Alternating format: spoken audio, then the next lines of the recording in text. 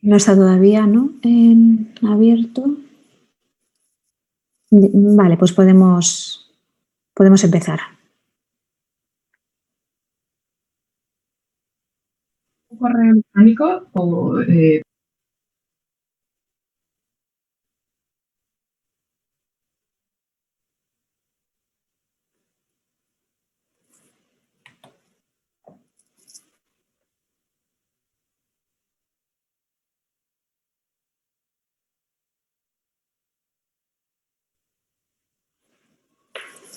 Vale, pues Susana, te he mandado un correo, un mensaje. Yo creo que si ves que tardan los ponentes, a lo mejor se les puede hacer una pequeña llamada. Sí, o sea, dejamos un poquito de tiempo. Vamos a empezar. Hi, we are starting the conference now, ¿ok? Venga, empezamos.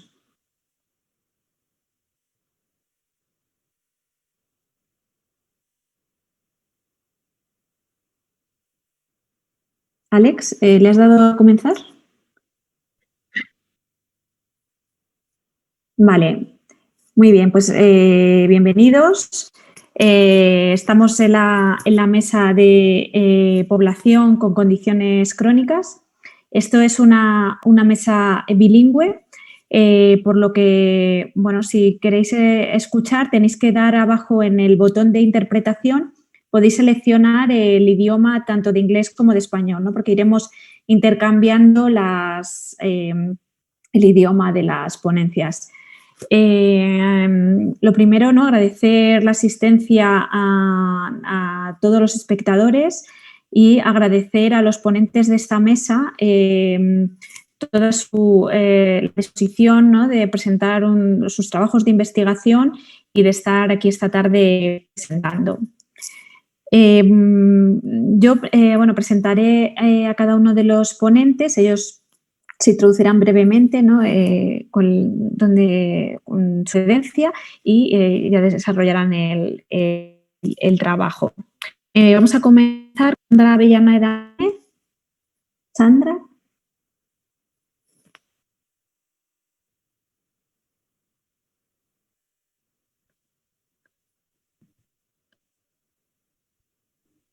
Sí. ¿Comparto la pantalla ya? Ahí. Sí, puedes empezar.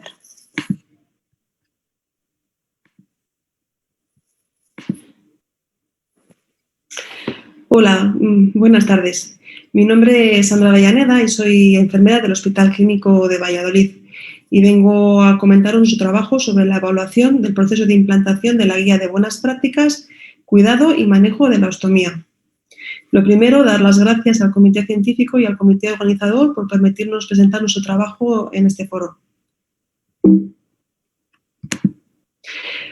Todos los autores firmantes declaramos que no existe ningún tipo de conflicto de interés relacionado con este trabajo. ¿Y qué es una ostomía? Pues una ostomía es una abertura, como sabemos, creada quirúrgicamente en la pared abdominal que deriva al exterior tanto las heces como la orina. Pueden ser tanto permanentes como temporales.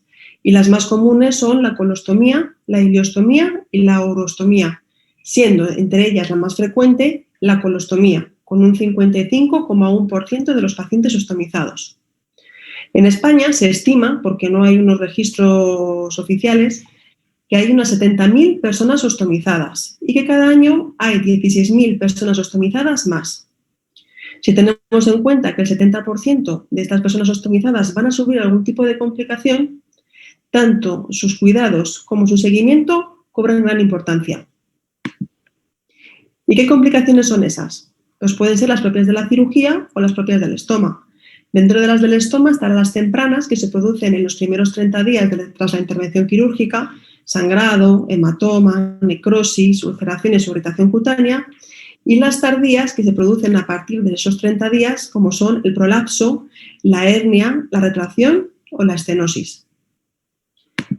Pero fuera parte de esas complicaciones físicas, también hay una serie de complicaciones tanto fisiológicas como psicológicas que dificultan el día a día de nuestros pacientes, ya que aparece una afectación de su imagen corporal, que también aquello afecta a su autoestima. Aparece una pérdida de control de esfínteres que dificultan tanto las relaciones sociales como laborales. Y aparece también una serie de cambios de hábitos en su día a día, lo cual también puede producir una disminución en la calidad de vida de estos pacientes. La RNAO, Register Nurses Association of Ontario, ha creado una serie de guías de buenas prácticas que son documentos que están basados en la evidencia científica, que se desarrollan de una forma sistemática ya que están basados en revisiones sistemáticas, conducen a resultados en salud óptimos y fomentan la coherencia y la excelencia en cuidados. En nuestro hospital estamos siendo mentorizados por el Hospital de Medina de Campo, que es un centro comprometido con la excelencia en cuidados, para la implantación de varias de esas guías. Y una de ellas es cuidado y manejo de la ostomía. Esa es la versión del 2009. Actualmente la versión revisada y traducida del 2019 se llama Apoyo a adultos que esperan o viven con una ostomía. En el periodo previo a la implantación se realizó una formación y búsqueda de personas e impulsoras que se dedicasen a esas recomendaciones, adaptarlas y trabajarlas para poder implantarlas en el hospital. Esas recomendaciones son las que vemos aquí: realizar una evaluación integral del paciente y de su familia, ofrecer formación preoperatoria tanto al paciente como a sus familias, marcar la ubicación del estoma y evaluar el estoma tanto después de la intervención quirúrgica como cada cambio de dispositivo. Por lo tanto, nos planteamos el siguiente objetivo, que es evaluar la implantación de la guía de buenas prácticas, cuidado y manejo de la ostomía en las unidades en las que estamos implantándolo. ¿Qué método hemos utilizado? Pues un estudio descriptivo retrospectivo. Nuestra muestra han sido pacientes dados de alta con una ostomía nueva en las unidades de cirugía general, urología o en la consulta de la enfermera estomaterapeuta. Hemos comparado dos periodos: el segundo trimestre del 2019, periodo en el cual no estaban implantadas aún las guías y había empezado su andadura la consulta de la enfermera estomaterapeuta, con el primer trimestre del 2020, donde ya se estaban implantando esas recomendaciones y la consulta de la enfermera estomaterapeuta estaba consolidada. El origen de los datos es la base de datos Carebit, que es una base de datos creada especialmente para los centros comprometidos con la excelencia en cuidados y que beben de la historia clínica del paciente, pero lo hace de manera anónima, ya que se codifican para que sean anónimos. ¿Qué variables hemos elegido? Pues las propias de los indicadores de la guía de buenas prácticas, que además están estrechamente relacionados con las recomendaciones que estamos implantando actualmente en el hospital. Evaluación y educación prequirúrgica, marcaje del estoma, la evaluación y educación postquirúrgica, la programación del seguimiento y la adquisición de destrezas en el cuidado del estoma, teniendo en cuenta esas destrezas como medición del estoma, limpieza del estoma y el cambio de la bolsa, tanto sea por el propio paciente como por el cuidador. Y estos son los resultados que hemos obtenido. Por un lado, podemos observar que tanto en el primer trimestre como en el segundo trimestre hay una gran mayoría de hombres frente a mujeres. La edad media en el segundo trimestre fue de 72,85 más menos 6,16 años frente a 76,78 más menos 6,78 años. Podemos ver que tampoco hay una gran diferencia, que sí hay un poquito de mayor edad en el primer trimestre. También hemos analizado los tipos de estomas que se han realizado en estos periodos, observando que en ambos periodos la más frecuente es la colostomía. En la urostomía no hay grandes diferencias y, como curiosidad, en el segundo trimestre del 2019 no se produjo ninguna ileostomía. También hemos analizado el tipo de intervención quirúrgica, si ha sido programada o si ha sido urgente. Como podemos observar, en el primer trimestre del 2020 hay un ligero descenso en las intervenciones quirúrgicas urgentes.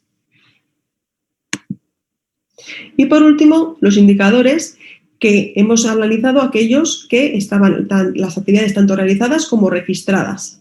Aquí comparamos, como podemos ver, el segundo trimestre del 2019, que se encontraría en la línea gris, con el primer trimestre del 2020, que sería la línea naranja. Datos importantes. En la evaluación prequirúrgica observamos que en el segundo trimestre del 2019 no se realizaba. En cambio, en el primer trimestre del 2020 se realizó al 57,14% de los pacientes ostomizados. En la evaluación postquirúrgica también se realizó únicamente al 28,57% de los pacientes ostomizados, frente a un 85,71% en el primer trimestre del 2020. Y quizás el dato más importante es que tanto en la educación postquirúrgica como en el seguimiento, como en la adquisición de destrezas, en el primer trimestre del 2020 se consiguió llegar al 100% de esos pacientes ostomizados, frente al segundo trimestre del 2019, que solamente se consiguió al 57,14% en educación postquirúrgica, un seguimiento únicamente al 14,28% y únicamente alcanzaron las destrezas el 57,14% de los pacientes ostomizados en ese periodo. Por lo tanto, como conclusiones, podemos decir que hubo una mejoría en todos los indicadores medidos. Probablemente esa mejoría sea debida a una mejoría en los registros tras la implantación de la guía de buenas prácticas. El único indicador en la que no hay una gran diferencia es en el marcaje, en ambos periodos. Eso será debido a que el marcaje era una de las intervenciones que ya se venía realizando en las unidades estudiadas previo a la implantación de la guía de buenas prácticas. Y también no solamente se realizaba, sino que también se registraba. La realización de todas estas actividades y la mejora de estos indicadores nos lleva a una mejora en la calidad de los cuidados que hemos prestado a este tipo de pacientes. ¿Qué implicaciones tiene para la práctica este estudio? Los hemos dividido en dos partes. Por un lado, opciones de mejora, ya que al hacer este estudio nos hemos dado cuenta que tanto en la educación como en la evaluación prequirúrgica no hemos llegado a los tantos % esperados. Por lo tanto, se tienen que realizar actividades de mejora para ver cuál es el problema y solucionarlo. Y por otro lado, también nos hemos dado cuenta que existe un problema en el marcaje del paciente urgente, ya que la enfermera estomaterapeuta, que es la que habitualmente se encarga de realizar este marcaje, solamente se encuentra en el hospital en horario de mañana de lunes a viernes. Por lo tanto, sería necesario la formación de las enfermeras de cirugía general para la realización de este marcaje cuando no estuviera la enfermera estomaterapeuta. Y también se abren dos líneas de investigación. Por un lado, una cosa interesante sería el estudiar qué implicación tiene la realización de estas intervenciones con las complicaciones que luego aparecen en estos pacientes ostomizados. ¿Se aparecen más, se aparecen menos o si hay un cambio? Y por otro lado, la calidad de vida del paciente. Relacionar si hay una disminución o aumento de la calidad de vida del paciente tras la implantación de estas guías de buenas prácticas y verlo desde el foco del paciente, no de las complicaciones. Esta sería la bibliografía que hemos utilizado.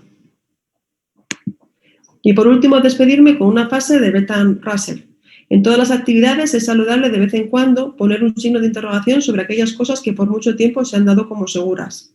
Plantearnos siempre el qué hacemos y por qué lo hacemos y buscar siempre la mejor evidencia para dar la mejor calidad de cuidados a nuestros pacientes.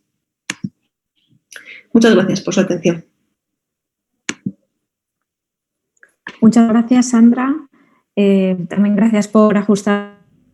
Es un trabajo muy interesante. Si os parece, vamos a dejar las preguntas para el final de todas las comunicaciones. Para los que os hayáis conectado más tarde, os recuerdo que estamos en una mesa bilingüe y que para estar en el idioma que prefiráis tenéis un botón abajo que es el de interpretación, donde podéis seleccionar el idioma, ¿no? Que tanto inglés como español. Muy bien, pues vamos a continuar con Paz Rodríguez Castellano. Cuando quieras, Paz, puedes compartir tu pantalla y comenzar. Buenas tardes. Quería agradecer al comité organizador por todo el esfuerzo que han desarrollado en realizar un congreso de este tipo y al comité científico por admitir nuestro trabajo en este congreso. Nuestro trabajo es características y autonomía al alta de las personas ostomizadas, influencia de los roles de géneros.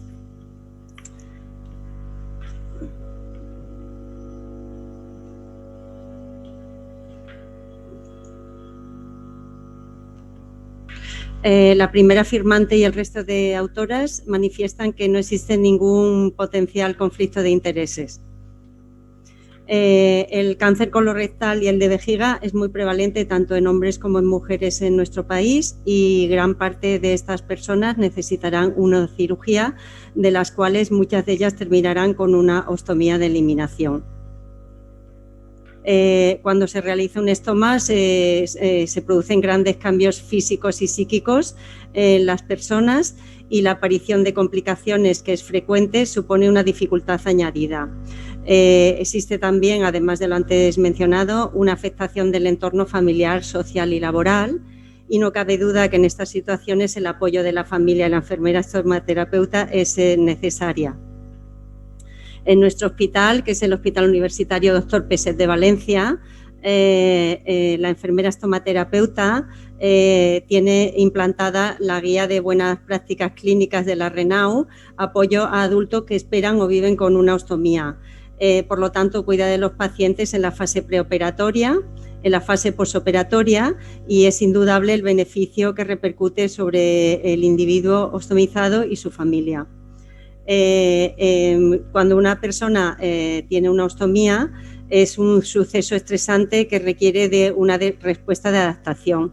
Lazarus, en su modelo del afrontamiento, nos describe que la adaptación depende de dos aspectos principales, una que es la evaluación personal que hace el estresor y los recursos personales, sociales y culturales de los que dispone para desarrollar así dos tipos de estrategias, las orientadas al problema y las orientadas a la regulación emocional.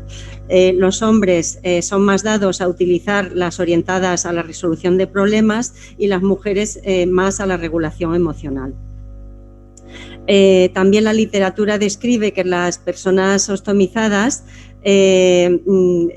desarrollan 3 fases de adaptación al proceso de la ostomía, que son la aceptación, la adaptación y finalmente la autonomía, que es cuando la persona puede hacerse cargo de sí mismo y del estoma. Estas 3 fases forman parte del modelo AAA y están relacionados entre sí y son interdependientes. En nuestro estudio pretendemos describir el grado de autonomía al alta hospitalaria y los factores relacionados con el mismo, así como analizar las influencias de los roles de género. Es un estudio observacional retrospectivo mediante la revisión de historia clínica electrónica que se llevó a cabo en el periodo del 15 de enero de 2019 hasta el 26 de febrero de 2020.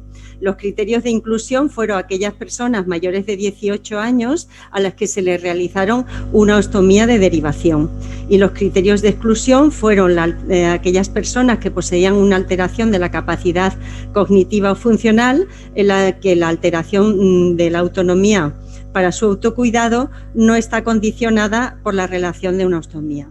Las variables a estudio fueron las generales relacionadas con la cirugía, las específicas del estoma, las biológicas relacionadas con la persona, las socioculturales y, por último, la autonomía al alta, donde se evaluó el manejo del estoma, la autonomía para vestirse y para el aseo personal, con 3 tipos de puntuaciones: alta, que cuando la persona es totalmente independiente; moderada, cuando necesita algún tipo de ayuda; o baja, cuando es totalmente independiente. Es un análisis se realizaron los test estadísticos necesarios para el análisis descriptivo y la comparación entre grupos, con una significación estadística de P inferior a 0,05. El estudio fue aprobado por el CEIC del Departamento de Valencia de Peset en marzo de 2020. En cuanto a las características biológicas, podemos destacar que la persona ostomizada en nuestro departamento tiene una edad de 69 años, un índice de masa corporal 27, una estancia hospitalaria de 12 días, con 2 comorbilidades, siendo las más frecuentes la neoplasia y la diabetes, y casi la mitad de ellos estaban o habían recibido tratamiento de quimioterapia. En cuanto a las características socioculturales, destacamos que la mayoría de ellos estaban casados, el cuidador principal era la pareja y las hijas, y vivían en un entorno urbano. En cuanto a la descripción de la cirugía, en un 60% fue una cirugía programada. El estoma principal que se realizó fue la colostomía, seguido de la ileostomía, con un 63% de estomas permanente, con un 66% de marcaje del estoma. El motivo principal de la cirugía fue la neoplasia. La forma del estoma en relación a la piel fue protuido y el 56% de las personas ostomizadas presentaron complicaciones. En cuanto a las complicaciones, las más frecuentes fueron la dermatitis, que se asocia con el tipo de estoma, siendo el más frecuente en la ileostomía y en la uroileostomía, y la dehiscencia, que se relaciona con la retracción del estoma y la no realización del marcaje del mismo. En cuanto a la autonomía al alta hospitalaria, a nivel general cabe destacar que existe una baja autonomía cuando se da de alta a los pacientes, siendo ligeramente mayor en la autonomía al vestirse y en el aseo personal. Aunque no tiene una significación estadística, las mujeres tienen una ligera autonomía al alta en relación a los hombres mayor. En cuanto a la autonomía al alta hospitalaria, podemos decir que la autonomía se relaciona con la edad, la estancia hospitalaria y el número de comorbilidades, siendo menor la autonomía cuanto mayor es la estancia hospitalaria, mayor es la edad y mayor es el número de comorbilidades. En cuanto a la autonomía al alta disgregada por géneros, podemos distinguir que en los hombres la autonomía al alta está relacionada con el número de comorbilidades y con la edad, y también con vivir en un entorno urbano, mientras que en las mujeres la autonomía al alta está relacionada con la estancia hospitalaria y con la no realización del marcaje del estoma, y la autonomía para vestirse y para el aseo personal en las mujeres está relacionada con el ASA, es decir, el índice de riesgo anestésico.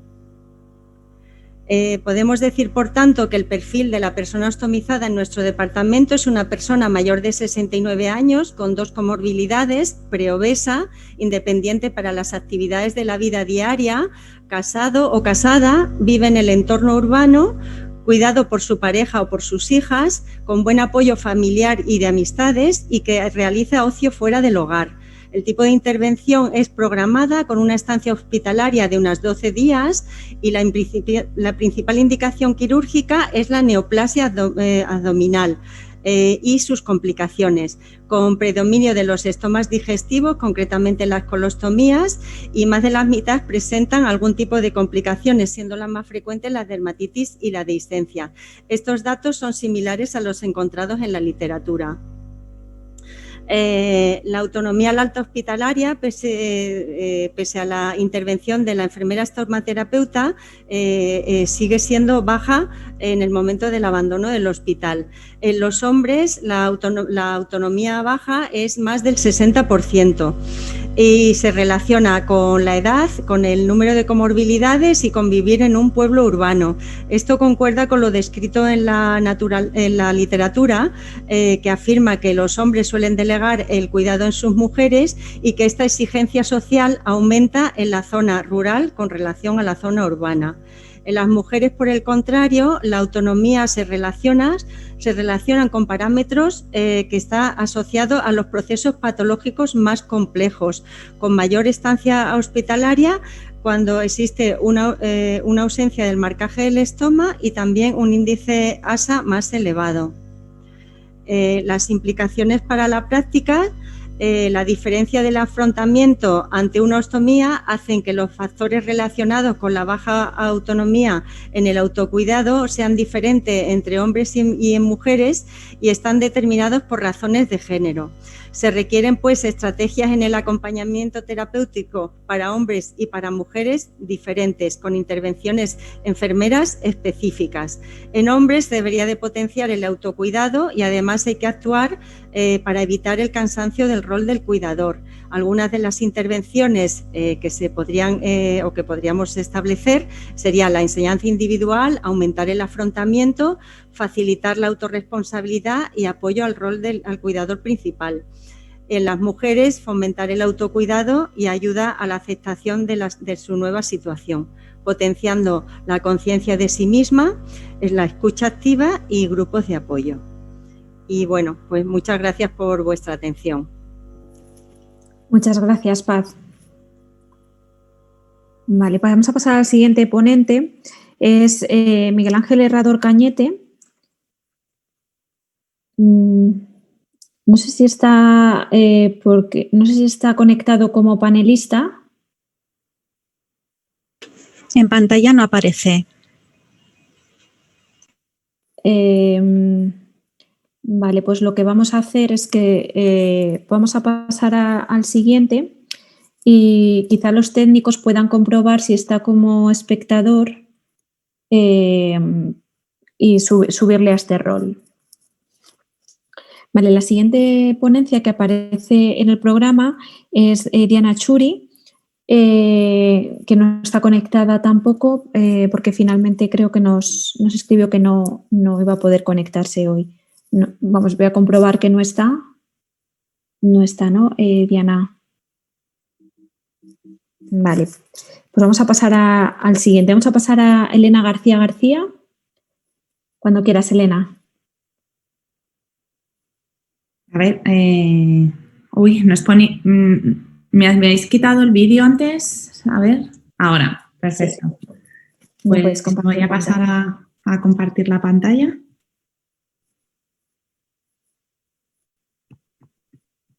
Vale, pues nada, en primer lugar, agradecer al Comité Científico el que nos haya dado la oportunidad de compartir los resultados de nuestro proyecto en el Congreso y trasladaros la enhorabuena por haber convertido un congreso como este en un formato online que, a pesar de las circunstancias, ¿no?, está saliendo todo bien.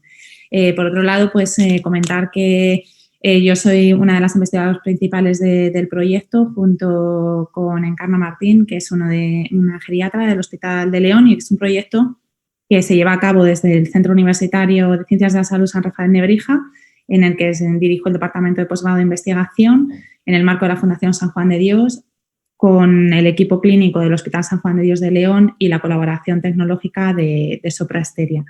Es una parte de un proyecto en el que se ha desarrollado un algoritmo que ha permitido identificar casos no diagnosticados de pacientes añosos o mayores de 65 años con amiloidosis cardíaca, ¿no? Y en este congreso lo que presentamos es la parte de identificar cómo hemos identificado los parámetros clínicos desde el punto de vista de enfermería que hemos tenido que introducir luego en el algoritmo.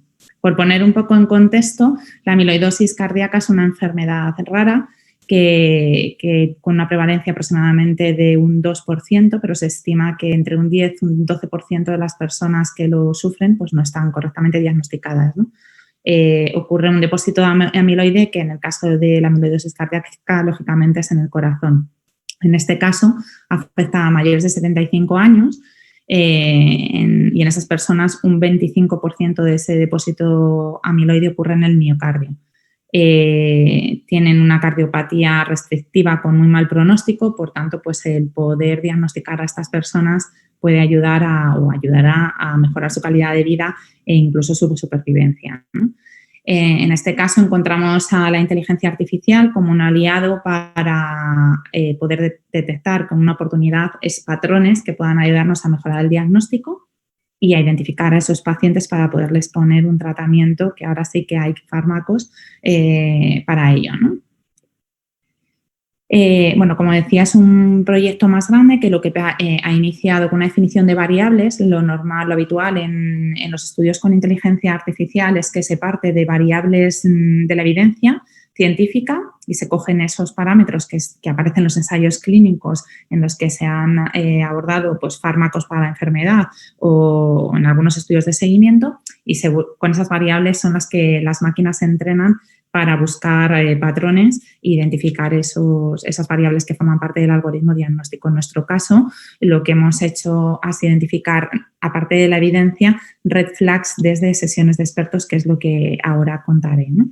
La extracción de datos que se ha hecho del Hospital de León, de pacientes mayores de 65 años, con 11.586 historias, se han identificado datos estructurados y datos no estructurados. En esta parte del trabajo se centra en todo el ámbito no estructurado, o sea, es aquello que se escribe con texto libre en los evolutivos de todos los profesionales sanitarios que atienden a cualquier paciente, no solo a pacientes del área de cardiología, ¿no? Cualquier paciente que ha pasado por el hospital, ¿no? Porque como estamos buscando algo que no sabemos si existe, pues tenemos que abordarlo de esa manera.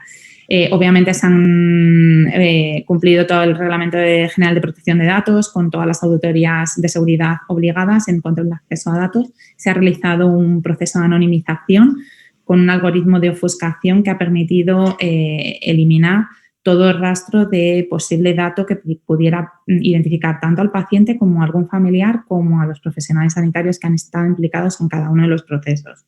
Y luego con esos datos lo que se ha establecido es esa búsqueda de patrones, primero en toda la muestra y luego concretamente en la muestra de fallo cardíaco, pero eso da para otra presentación, ¿no? Bueno, aquí con esta imagen lo que queríamos era un poco reflejar todo el proceso que lleva pues desde que se extrae la información clínica, ¿no? Hasta que se construye el dataset final y cómo es procesado, ¿no? En este caso concreto, en esta parte del proyecto, nos planteábamos como objetivo identificar esos parámetros clínicos, como indicaba antes, en los datos estructurados, pero sobre todo en los no estructurados, que pueden ser influyentes en el diagnóstico de un paciente con amiloidosis cardíaca a través de la historia clínica informatizada de enfermería, pero también de medicina, incluso otras especialidades médicas, ¿no?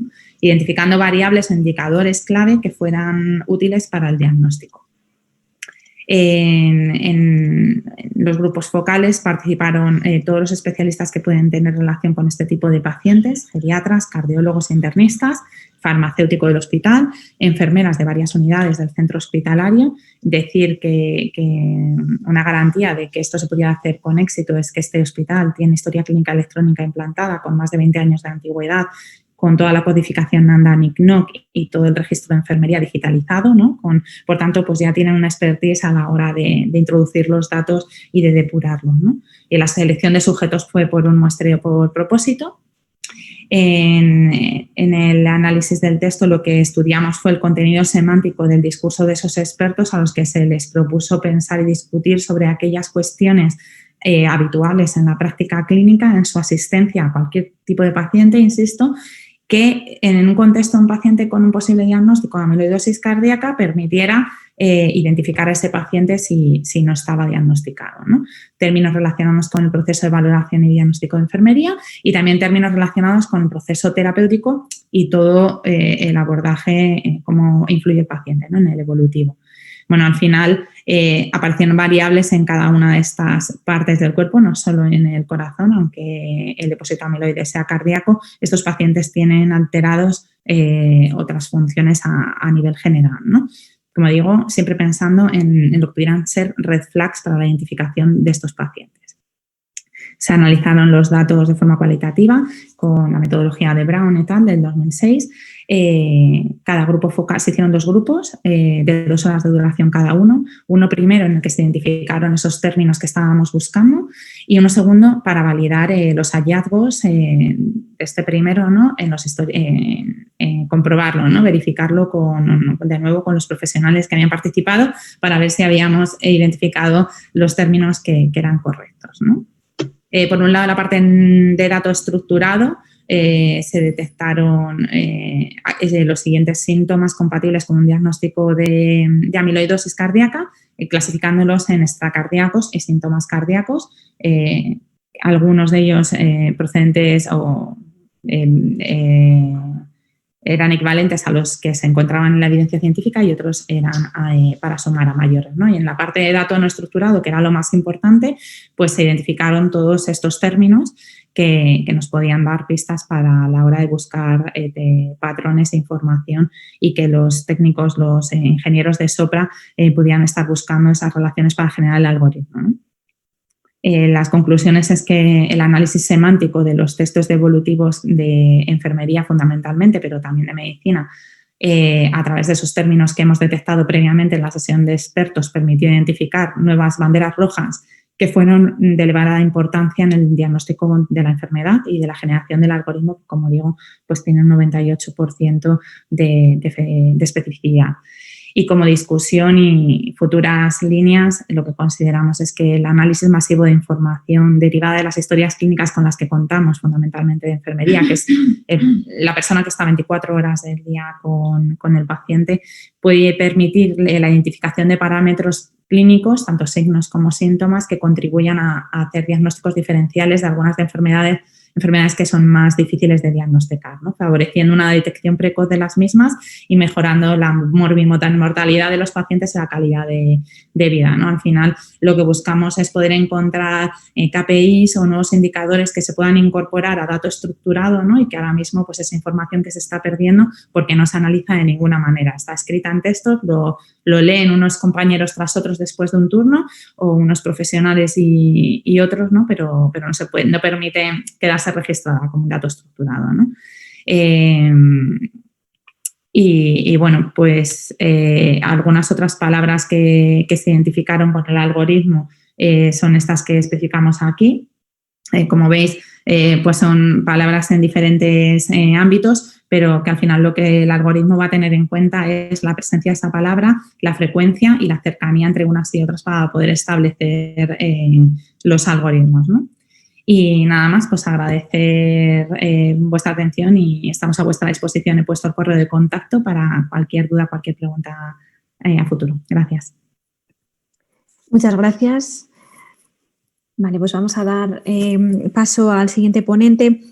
Creo que hemos recuperado a Miguel Ángel Herrador Cañete, que está en la sala.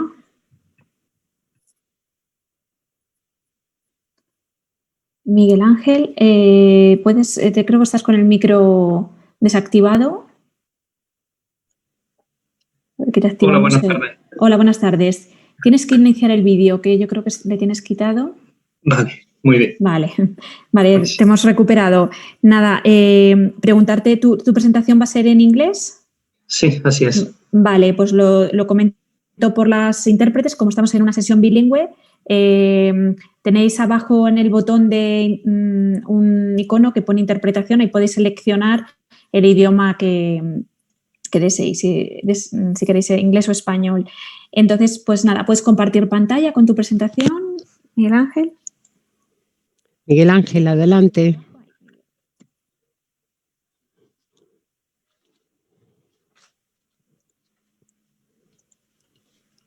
¿Se ve? Sí, se ve muy bien. Vale, ¿puedo comenzar entonces? Sí, cuando quieras. Muy bien. Good afternoon. My name Muy is... buenas tardes, me llamo Miguel Ángel Herrador y con su permiso voy a presentar este artículo. Antes de entrar en materia, declaro que no existe conflicto de interés en cuanto a la publicación de este artículo.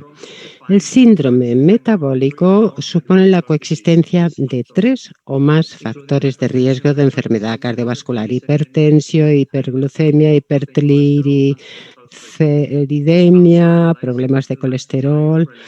Y también es un riesgo cardiometabólico que tiene que ver con el estilo de vida. El síndrome metabólico tiene una prevalencia altísima en todo el mundo, un 80% entre adultos sedentarios y obesidad. Este es causa principal de coronariopatía, provoca discapacidad, mortalidad.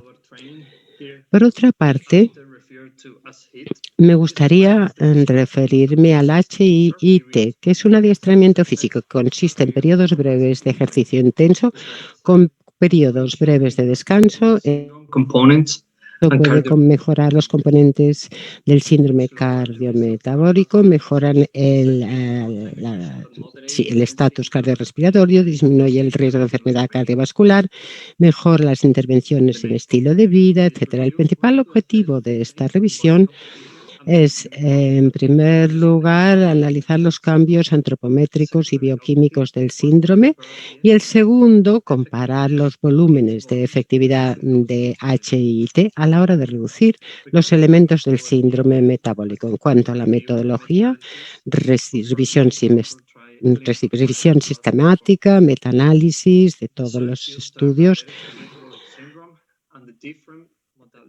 se hicieron distintas modalidades de ejercicio y adiestramiento y cada búsqueda se hizo en combinación con operadores de Google. Varias fuentes fueron las utilizadas, Medline, Ahmed, y para establecer los criterios de elegibilidad o aptitud se establecieron unas reglas y la investigación exigía que los participantes tuvieran 18 años o más con síndrome metabólico y que sufrieran o pasaran por una intervención con uno de los grupos de HIIT. Hubo 3 comparaciones con intervenciones tipo HIIT. El estudio tuvo en cuenta los criterios preespecificados de inclusión y exclusión.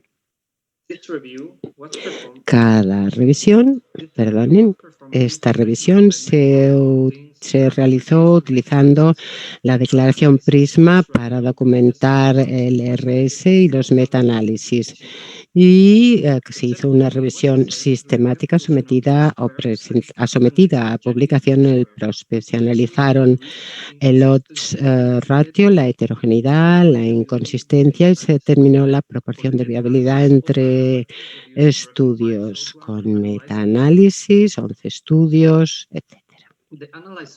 Los grupos analizados fueron 3.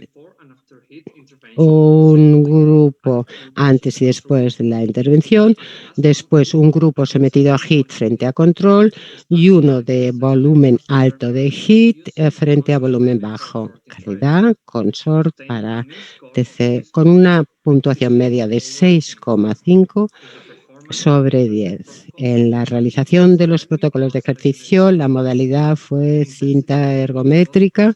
La intensidad del intervalo osciló entre el 80 y el 90% del MHR y la recuperación entre 40 y 70%. Cada intervalo con una duración de 4 minutos y periodo de recuperación de 1. En el grupo de intervalo, el HIIT de gran volumen, 38-45 minutos, y el otro más breve. En cuanto al riesgo de sesgo,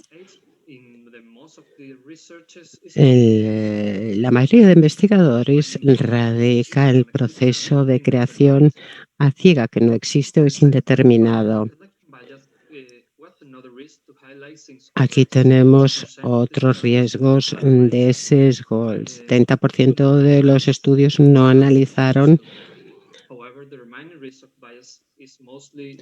pero el riesgo principal de sesgo es bajo. En cuanto a peso corporal y composición corporal, comparando el HIIT y el control, se apreció una reducción en el perímetro abdominal y una baja heterogeneidad. Y comparando el HIIT de alto volumen frente al bajo, se pudo apreciar una pérdida ponderal considerable y una poca heterogeneidad en los efectos globales. En cuanto al análisis de los factores de riesgo cardiometabólico, en la comparación de los estudios se vio una reducción importante en la presión arterial sistólica con una heterogeneidad moderada y una reducción del PVD con una heterogeneidad moderada. En el análisis del mismo grupo antes y después de la intervención se observaron datos interesantes. La presión sistólica mostró gran reducción y la diastólica también, pero no tanto. Ambas comparaciones tienen una heterogeneidad reducida y por eso estos resultados se pueden tener en cuenta. El principal hallazgo es que el HIIT mejora el síndrome metabólico, sobre todo en los de alta intensidad. Se han de llevar más ensayos aleatorizados y controlados para poder adoptar el HIIT, que es efectivo para reducir la hipertensión y el diámetro abdominal. Quizá la grasa global no disminuye mucho y por eso quizá no sea buena indicación para la eficacia de la intervención. El ejercicio de poca intensidad puede ser más eficiente en según qué periodos de tiempo. La evidencia sugiere que con una mera sesión de HIIT ya aparecen los beneficios del HIIT. Pero hay limitaciones. Primero, no hay una definición universal del HIIT. Tampoco hay una información intensa sobre la edad, sexo de los participantes. Los datos son limitados, pues, de los participantes. Y hay que evaluar si hay una dosis respuesta entre el HIIT y la enfermedad cardiovascular. Puntos fuertes. La revisión por parte de los ensayos aleatorizados y controlados, el tamaño de la muestra fue mayor que en estudios parecidos y la heterogeneidad fue de baja a moderada, lo cual viene a reforzar el resultado de este estudio. Otro punto fuerte es que la mayor parte de las intervenciones bastaron para determinar la validez clínica. Para concluir, y con su permiso, voy a leer las conclusiones. El HIIT influye considerablemente en la reducción del perímetro abdominal y la tensión arterial, y puede concluirse que es una estrategia efectiva para reducir el número de componentes de síndrome metabólico. Hay poca evidencia que indique que el HIIT mejore los parámetros del síndrome metabólico específico como el HDL, resistencia a la insulina y triglicéridos. La diferencia entre el volumen de sesiones de HIIT se refleja sobre todo en la pérdida ponderal y ligeras influencias en la reducción del perímetro abdominal. No hay una diferencia significativa en los otros parámetros que tienen que ver con el síndrome metabólico, y cabe concluir que las sesiones de HIIT de bajo volumen son efectivas para mejorar los niveles del síndrome metabólico y su mejora. Y este resultado pone de manifiesto cómo un bajo volumen de actividad puede producir mejora en los componentes del síndrome metabólico. Y estos hallazgos sugieren que las guías de ejercicio para estilo de vida que tienen que ver con la enfermedad cardiometabólica podrían incluir el HIIT. La incorporación de HIIT en una rehabilitación basada en el ejercicio para enfermedades crónicas podía ser una forma factible de que la gente pudiera llegar a un nivel de ejercicio adecuado que fomente los beneficios y los elementos que mejoran la salud. Sería un enfoque complementario. Y aquí tenemos las referencias que pueden ser útiles. Muchísimas gracias a todos por su atención. Muchas gracias, Miguel Ángel. Vamos a pasar a la siguiente ponencia. Es Joaquín Salvador Lima Rodríguez.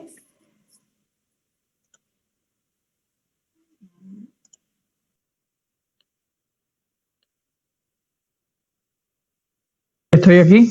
Sí. Estoy pendiente de que me autoricen el vídeo, efectivamente. Muy bien.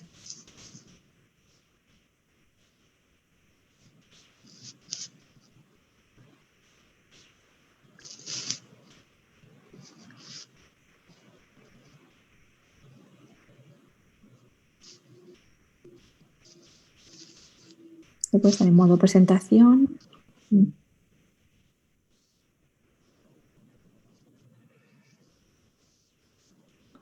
Sí.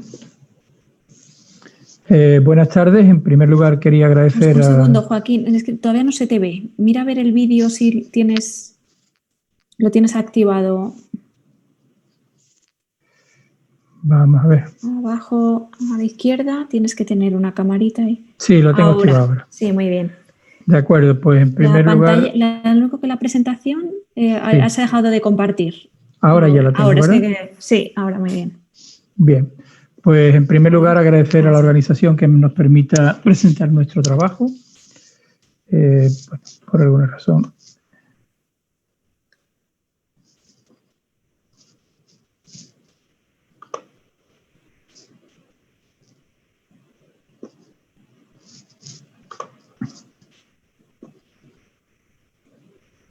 Bueno. Bien, que se titula La gestión familiar de la fibrosis quística es una revisión sistemática y declaramos que no tenemos ningún conflicto de intereses. Este es el guión que voy a seguir en mi presentación y como es un poco larga me voy a limitar a presentarlo. La fibrosis quística Estoy teniendo algún problemilla, perdón.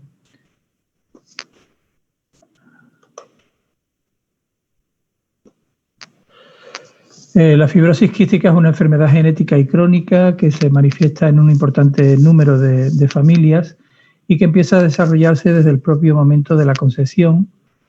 Y en el 90% de los pacientes que la padecen cursa con enfermedad pulmonar obstructiva crónica, también con insuficiencia pancreática exocrina, aumento de los niveles de sodio y de cloro en el sudor. En las últimas décadas ha habido un aumento significativo de las esperanzas de vida de estas personas que llegan a alcanzar los 50 años de edad, debido probablemente a una mejora en el diagnóstico y sobre todo en el manejo de la gestión de la enfermedad. En Europa la diferencia entre países de la incidencia es muy variada, siendo Finlandia uno de los países, el país con mayor incidencia, y España se encuentra en un caso por cada 3.500 nacimientos. Como otras enfermedades crónicas, la fibrosis quística no solo afecta al enfermo, sino que también las consecuencias de la misma se extiende a todo el sistema familiar, pudiendo producir en este y en algunos de sus miembros cambios estructurales que pueden afectar a la familia en su conjunto. Bien.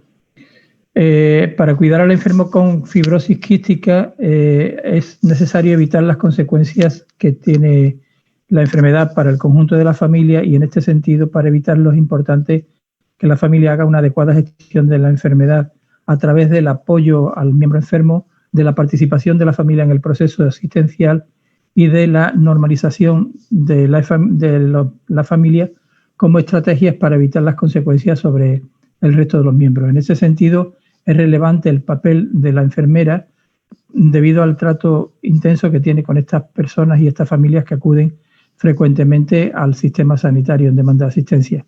La pertinencia de este trabajo está en la escasez de estudios sobre la gestión familiar que la enfermedad hace sobre la fibrosis quística. Se propuso la pregunta de conocer cómo las familias llevan a cabo la gestión familiar de la enfermedad en el caso de la fibrosis quística, y como objetivo conocer los estudios que se habían publicado en el tema. Para ello se realizó una revisión sistemática siguiendo la declaración PRISMA en las bases de datos que pueden ver en la diapositiva, con las siguientes estrategias de búsqueda y con criterios de inclusión y de exclusión de artículos originales en inglés, español o portugués en los últimos 10 años con una calidad probada a través de la herramienta CASPE. No se aceptaron aquellos en los que no se pudo recuperar el texto completo o estaban repetidos en otras bases de datos. En el diagrama de flujo pueden ver cómo identificamos inicialmente 603 registros y después del proceso de selección tomamos la muestra de estudios que configuran los 3 estudios que configuran esta revisión. 6 de los estudios eran cuantitativos, 7 cualitativos. Los tamaños muestrales oscilaron entre 14 y 167 individuos.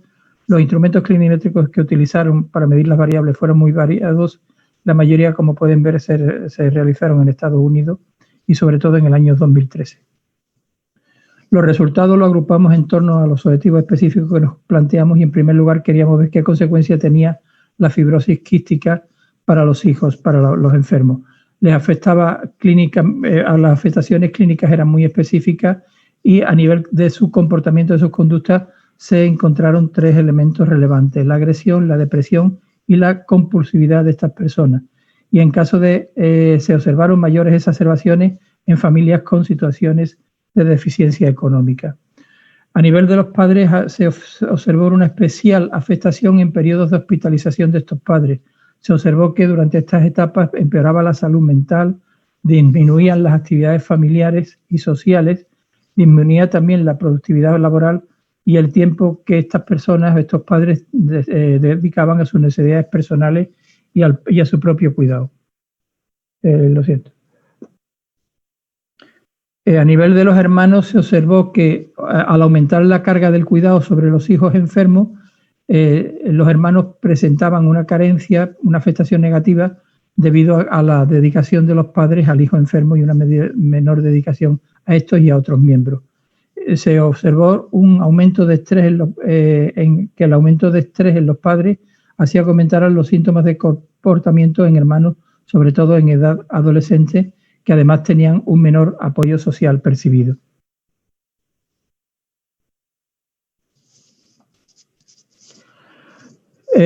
También se observó que si los hermanos no eran informados por sus progenitores, al desconocer el carácter genético de la fibrosis quística y la posibilidad de ser portadores y de producirla, esto les presentaba dificultades de afrontamiento y les provocaba resentimiento y distanciamiento de la enfermedad respecto a la situación de sus hermanos.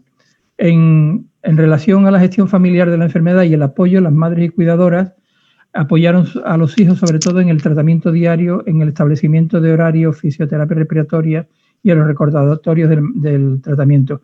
El liderazgo de los padres se observó sobre todo en el establecimiento de cronogramas y metas, manteniendo esto un trabajo de coordinación y una mejora en la comunicación de los padres.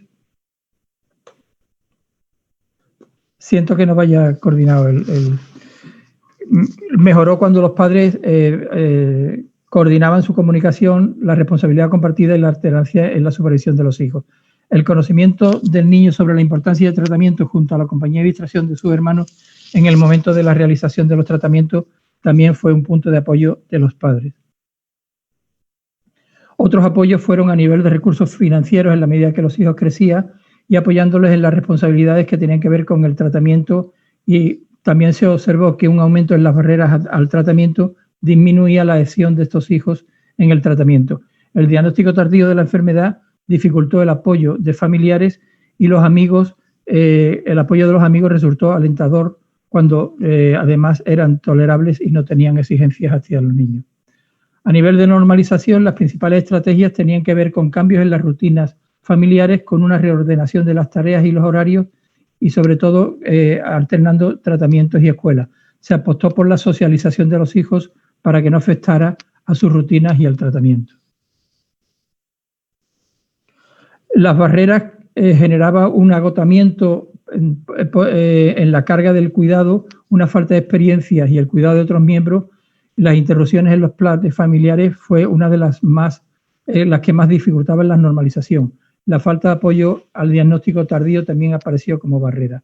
En cuanto a la participación en el proceso asistencial, las necesidades continuas de asistencia fue frecuente, sobre todo en los niños más pequeños con implicación de los padres.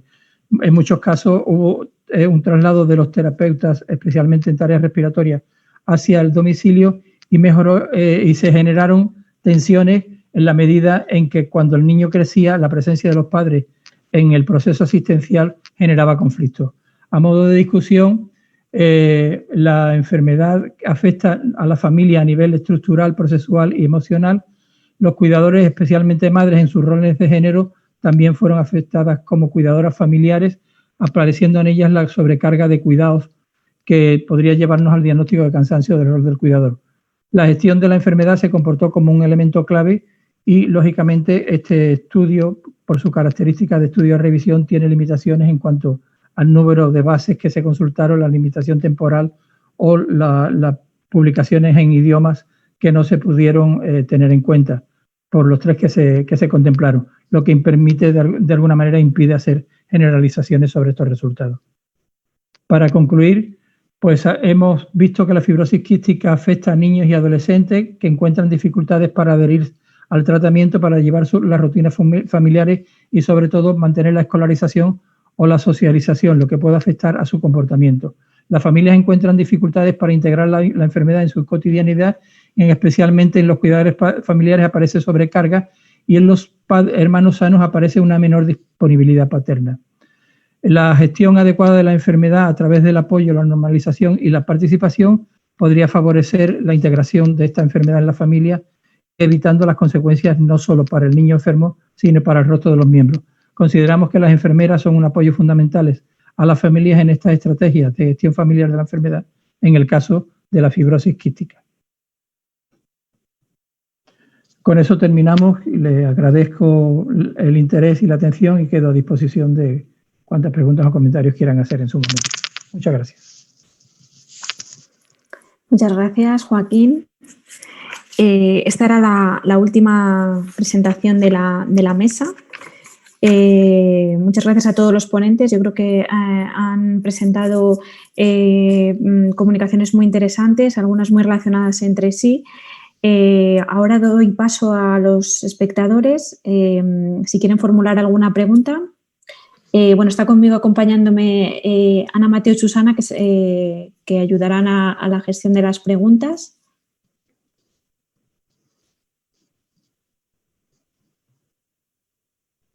Ana, no sé si había alguna pregunta. Sí.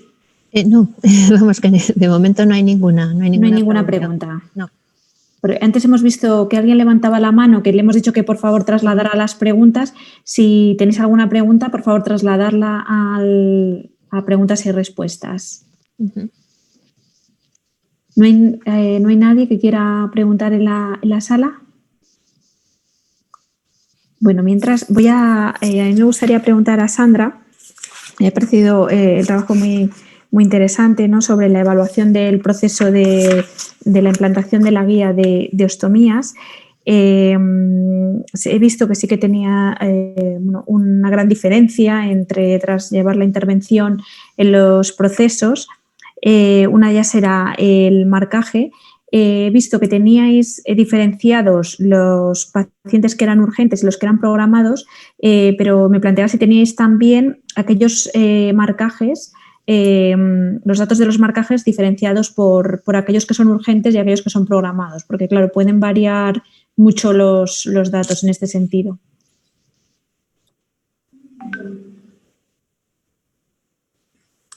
Ahora te abrimos el micro y el vídeo, Sandra.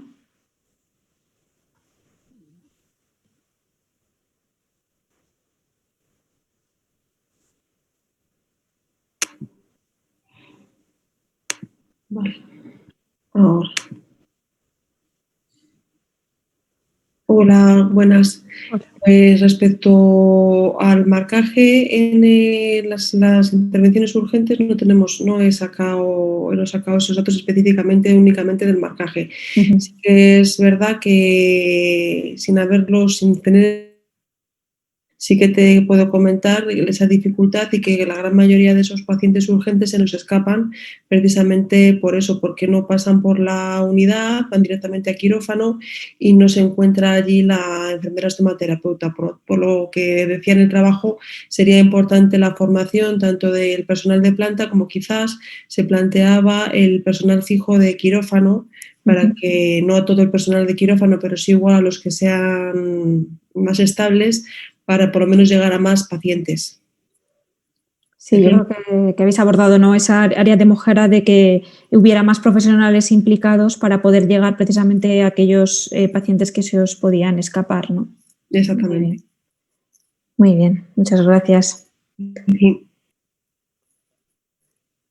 En relación con las ostomías, sí, Ana, sí. Tengo una pregunta para Joaquín Salvador respecto a la fibrosis quística. Esa gestión familiar que hacen las enfermeras, ¿en qué consiste? ¿Qué técnicas utilizan y qué tal está aceptado por la familia? Bien, igual no lo expliqué adecuadamente. Es una revisión sistemática. La gestión familiar de la enfermedad la hace la propia familia. Uh-huh. Creemos que es una estrategia de afrontamiento de la familia cuando hay algún miembro enfermo. Generalmente se da en enfermedades crónicas, en pacientes dependientes, y si la familia no gestiona adecuadamente esa enfermedad va a tener consecuencias serias sobre el conjunto y sobre la salud familiar. Uh-huh. En una propuesta que hemos hecho de gestión familiar de la enfermedad y tomando como fundamento los criterios criterios enfermeros, ¿verdad? La NOC, criterios de resultados enfermeros, entendemos que la gestión familiar de la enfermedad tiene como 3 grandes pilares. La manera en que la familia apoya al miembro enfermo, pues, relevándolo de sus responsabilidades, viendo la evolución de su enfermedad, atendiéndolo en los cuidados, lo que habitualmente hace la familia a través de las cuidadoras o cuidadores familiares. También es importante en el caso de enfermedades como la fibrosis quística, donde el contacto con el sistema sanitario es continuo, que la familia se implique, participe de forma activa en este proceso, colaborando con los profesionales. Y en el caso de la fibrosis quística, donde muchos enfermos empiezan pues en las edades después del nacimiento, ¿verdad? Es importante la participación, sobre todo de los padres, en el proceso asistencial. Y también hay tercer pilar de la gestión familiar de la enfermedad que tiene que ver con la normalización de la familia. Es decir, la familia se ve afectado por un acontecimiento tan estresante como una enfermedad crónica que puede afectar, y de hecho afecta a otros miembros de la familia. A veces porque la familia centra todos sus recursos y su atención en el miembro enfermo y inconscientemente deja de atender necesidades físicas, emocionales, afectivas del resto de los miembros. Con lo cual la familia tiene que emprender estrategias de normalización, cambios de rutina, flexibilización de las normas, de las reglas, de los roles, para que ningún miembro de la familia sufra las consecuencias de la enfermedad. Bueno, nosotros creemos que esto conforma lo que hemos denominado gestión familiar de la enfermedad, y ahí creemos que las enfermeras tendrían mucho que decir, apoyando a la familia, entendiendo cómo estas familias, a través de los ayuda, consejos, cuidados enfermeros, puede mejorar el apoyo al miembro enfermo, implicarse de otra manera en el proceso asistencial y atender las consecuencias que la enfermedad podría tener para el resto de los miembros de la familia. Eso sería lo que denominamos gestión familiar de la enfermedad. Y en una revisión sobre la fibrosis quística hemos visto que sí, que hay estudios que ponen de manifiesto la importancia y las consecuencias que esta enfermedad tiene para la familia. Muy bien, muchas gracias. Gracias, Ana. Joaquín, yo en relación a esto también me preguntaba si en los hallazgos que habéis encontrado en la revisión sistemática, porque muchas veces es complejo medir los resultados, ¿no?, de apoyo familiar, si os habéis encontrado que los estudios provenían de escalas validadas o bueno, habéis ido encontrando los resultados, ¿no?, de forma independiente. Bien, no hemos encontrado escalas validadas. Nosotros en la Universidad de Sevilla, en el Departamento de Enfermería, mi equipo de investigación ha validado una escala que le llamamos gestión familiar de la enfermedad. Está publicada en revistas internacionales y en algunos estudios nos lo han pedido para utilizarla. Es una escala que, como ya os digo, se basa en los criterios de resultados enfermeros y toma del criterio del dominio salud familiar y concretamente de la clase bienestar familiar, toma estos 3 criterios de apoyo al miembro enfermo, y, participación de la familia en la asistencia sanitaria y normalidad de los miembros de la familia. Creemos que son 3 elementos fundamentales para conformar la gestión familiar de la enfermedad, y tenéis a vuestra disposición esta escala que está publicada y que está funcionando, está validada en la población española. Sí, muchas gracias por la información, porque es cierto que cuesta encontrar escalas validadas y más en el contexto que estén validadas en español, o sea que te agradezco la información que nos trasladas. Gracias, Laura. ¿Hay alguna otra pregunta? Pues no, tampoco, no hay ninguna. Os tenéis que animar, que si no nos liamos nosotras a hacer preguntas y queremos que todas nos quedéis con dudas. Es verdad que son temas muy variados, es verdad que pueden afectar a diferentes, ¿no?, patologías, pero bueno, si os ha quedado alguna duda que tengáis, es el momento. Yo me he quedado con las ganas de preguntarle a Paz, ¿no?, en relación con las ostomías también. Me parece muy interesante el estudio que habéis hecho de plantear realmente esas características para evaluar la autonomía del paciente y que realmente podéis hacer unos cuidados personalizados. Esto entiendo que lo habéis medido antes del alta y me planteaba si vais a replicar el estudio, quizá para replicarlo en las diferentes fases del seguimiento de los pacientes. Sí, Laura, mira, la verdad es que nos pilló el COVID para poder desarrollar el tratamiento, pero indudablemente pensamos que son los primeros pasitos de un estudio que creemos que va a dar grandes frutos y que sí que creemos que es importante seguir haciendo el seguimiento en el paciente. Yo soy la enfermera estomaterapeuta del Hospital Universitario Dr. Peset. Me encargo de hacer el seguimiento tanto en la fase preoperatoria como en la posoperatoria, no solamente a pie de cama durante los días de ingreso, sino que luego hago el seguimiento ambulatorio del paciente cuando está en casa. Tengo consulta presencial, pero también tengo consulta telefónica y entonces sí que deseamos seguir recogiendo datos porque creemos que es muy importante no solamente analizar lo que es la autonomía del paciente, que lo es, sino también que lo creemos importantísimo es la influencia del género en estos comportamientos, ¿no? Sí, no, evidentemente no sé si ¿quién tiene el micro abierto, pero hay alguna interferencia. Vale, ahora parece que ha parado. Sí, como comentabas, bueno, me imaginaba, ¿no?, que podía ser por algún motivo que era una fase del estudio, pero que, bueno, esperamos a ver los resultados completos, ¿no? Yo creo que son realmente interesantes y extrapolables, ¿no?, a otras. Sí. Además es que es un campo que parece pequeño, ¿no?, porque parece que es como algo muy concreto, ¿no?, que es el tema de las ostomías. Pero claro, es una afectación tal que le hace a la persona que le implantan una ostomía, que claro, es una afectación de todas sus esferas, de todo su entorno y claro, la afectación es importante y las repercusiones también y por supuesto nuestras intervenciones, nosotras tenemos un campo maravilloso de trabajo con estas personas. Muy bien, pues muchas gracias por vuestra investigación y ánimo. No, gracias a vosotros, por favor. Es un lujo estar aquí. No, a vosotros por poder compartir con todos. Muchas gracias. Creo que, no sé si hay una pregunta, Ana.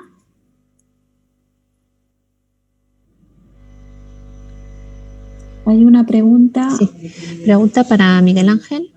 ¿Podría explicar un poco más si hay más de un tipo de High Intensity Interval Training? He entendido que dependiendo del volumen había diferencias en los datos encontrados.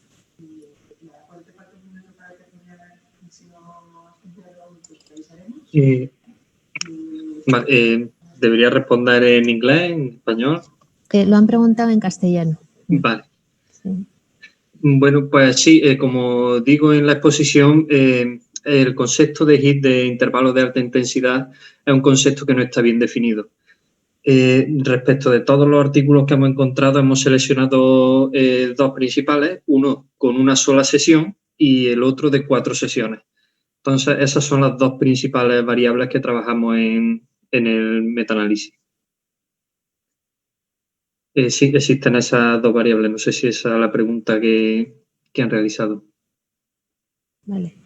Esperamos a ver si hay réplica de la contestación y la hacemos pública. Tenemos otra pregunta para Paloma Rodríguez. En relación a las implicaciones para la práctica de su estudio, ¿cómo plantean la continuidad de cuidados, sobre todo la educación del paciente ostomizado en la comunidad?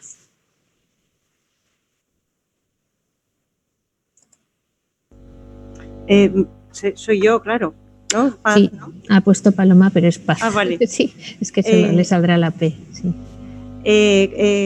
La pregunta es cómo la continuidad de cuidados en la comunidad. Vamos a ver, nosotros en el hospital tenemos cuando el paciente se va de alta, en lo que es el posoperatorio inmediato, es decir, el primer mes y medio, yo hago un seguimiento exhaustivo como enfermera estomaterapeuta del hospital. Pero todos los pacientes al alta del hospital salen con un informe de alta de ostomía para el centro de salud, ¿vale?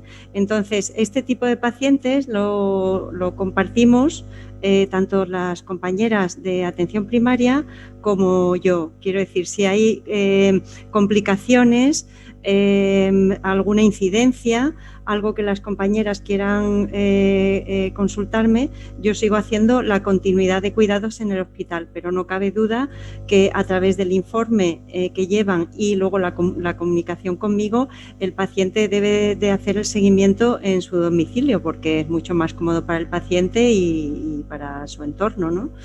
y nosotros nos planteamos la continuidad de cuidados de esa manera.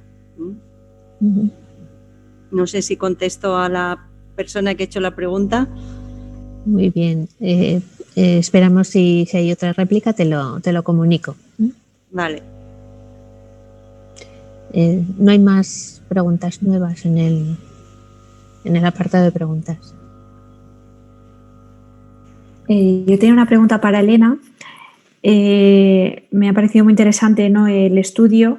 La quería preguntar, ¿no?, entiendo que la aceptabilidad de los resultados de este estudio no es alta porque habéis tenido una participación multidisciplinar de todos los implicados y la posibilidad, si habéis tenido éxito en este pilotaje, ¿no?, para esta identificación de los parámetros clínicos, que fuera extrapolable a otras patologías. Sí, gracias Laura por la pregunta. Sí, por supuesto, o sea, creemos que esto es una metodología de trabajo, que para nosotros este es el primer proyecto, pero efectivamente, si yendo hacia la transformación digital en salud y a poder utilizar todo lo que se genera durante la práctica clínica, ¿vale?, a nivel de historia clínica electrónica era una forma de empezar, ¿no? Pero ahora estamos, bueno, este proyecto ha estado financiado por la industria y nos ha permitido poder tener este primer contacto con Sopra, pero la idea es seguir trabajando con este equipo, ¿no?, multidisciplinar y sobre todo con el área de enfermería para poder estructurar toda la información que hay no estructurada en los evolutivos clínicos. Digamos, como generar un diccionario, ¿no?, un poco así hablando en claro, de todos aquellos indicadores que pueden salir de esos evolutivos que se puedan utilizar para otros estudios o para incorporarlos directamente a la práctica clínica. Pero, o sea, la muestra que se ha obtenido para el estudio es toda la gente que estaba relacionada con este tipo de pacientes en este hospital, que es un hospital pequeño, ¿no? En otros proyectos, pues por ejemplo, ahora estamos abordando el paciente con fractura de cadera, pues los que han participado para identificar esos parámetros pues son más relacionados con el mundo de la trauma, la fisioterapia y la rehabilitación, ¿no? Pero en cualquier caso, para analizar los textos no estructurados son enfermeras las que están detrás. Muy bien, muchas gracias. Nada. Me comunican que las dos preguntas anteriores están contestadas. No sé si hay alguna pregunta más en la sala, ¿no?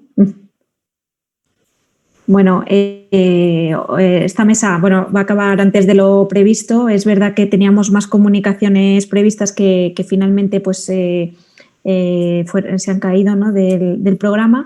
Entonces, pues nada, agradeceros enormemente a todos los panelistas las comunicaciones, que sabemos que este año ha sido complicado, ¿no?, el poder llevar cualquier investigación y mucho más hacer su difusión. A todos los espectadores también por poder compartir con nosotros este rato y nada, os animo a seguir disfrutando de las comunicaciones del Congreso y muchas gracias a todos. Gracias a ustedes. Gracias. Gracias. Gracias. Adiós.